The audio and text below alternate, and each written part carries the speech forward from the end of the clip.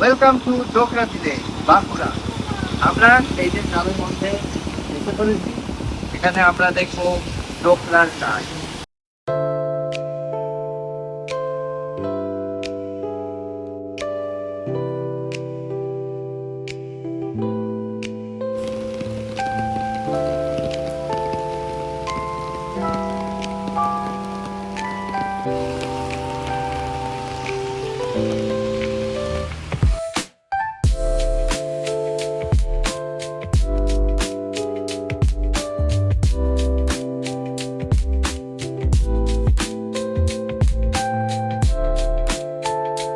আমরা এসে গেছি এই ডোকরা গ্রামে, বাঁকুড়ার অদূরেই।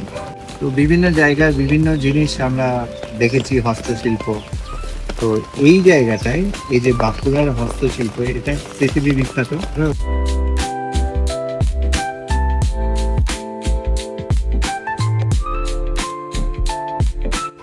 মোটামুটি আমার শ্বশুরের আমল।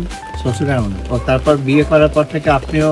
হ্যাঁ, আমার বিয়ে হয়ে গেল 26 বছর। আমি এটাই। তো আপনার বাড়ি কি আশেপাশে ছিল? মানে আমার 1-1.5 ঘন্টার মধ্যে। আচ্ছা আচ্ছা। তো ওখানেও কি গ্রামে আমরা থালা তৈরি করতে, আচ্ছা যে কুটের থালাটা হয় ওটা আমার বাবা কাকুরা বানায়। আচ্ছা আচ্ছা। তো আজকে অবিরাম বৃষ্টি পড়ছে আর আমরা এই গ্রামের মধ্যে এসেছি। পেঁচাগুলো দেখুন, পেঁচা, এই যে কচ্ছপ, ডোকরা। বিভিন্ন হস্তশিল্প মেলাতে আপনারা হয়তো দেখে থাকবেন। আর এটা হলো তার আঁতুর ঘর। আমরা সেই সমস্ত কারুকার্যের একদম আঁতুর ঘরে দাঁড়িয়ে আছি। এই যে বোনটি আর এই দাদা, ওরা এত সুন্দরভাবে সুচারুভাবে সংস্কৃতির ধারক ও বাহক।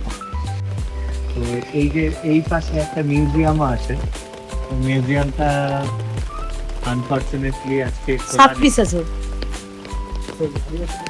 হ্যাঁ, আমরা এখান থেকে কিছু নমুনা নিয়ে যাই। এই যে এখান থেকে অনেক কিছু জিনিস নিয়েছি। এই দাদাটা ছিল এই কাছ থেকে। আমাদের হয়ে গেছে পরিষ্কার। তোমার নাম কি বোন? আজকে এসে তো ভালো লাগছে এই সমস্ত সংস্কৃতি গুলোকে দেখে। এগুলোই তো আমাদের বাঙালি সংস্কৃতি, তাই না? তো আপনারা যারা বাঁকুড়া আসছেন অবশ্যই এই সমস্ত গ্রামে ঘুরে যাবেন।